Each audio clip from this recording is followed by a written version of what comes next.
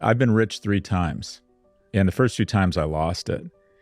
And I didn't grow up with a lot of money. It's been very important to me. I think America, and mostly in Europe, but especially America becomes more like itself every day. And that is, it's a generous, loving place if you have money. It's a rapacious, violent place if you don't. I think economic security is really important. And I think there's a series of habits and character traits that can help you get to economic security. You know that study that you become the average of your 5 closest friends, same body mass index, same politics, same sports team, same neighborhood.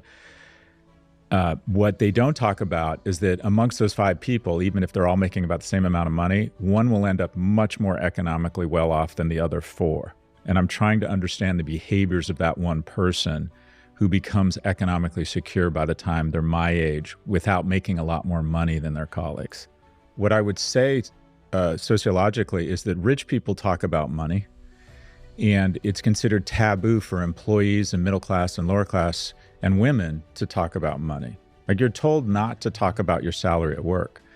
Asymmetry of information will always benefit the person that has symmetry, that knows the information.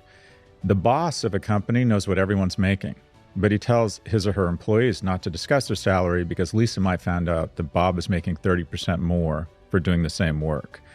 So there's a bit of a zeitgeist that tells people not to talk about money.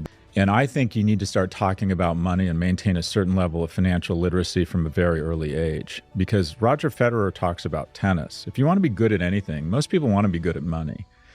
And to be good at something, you need to understand it. And to understand it, you need to talk about it. So I'm very transparent with how much money I make, what I do with it.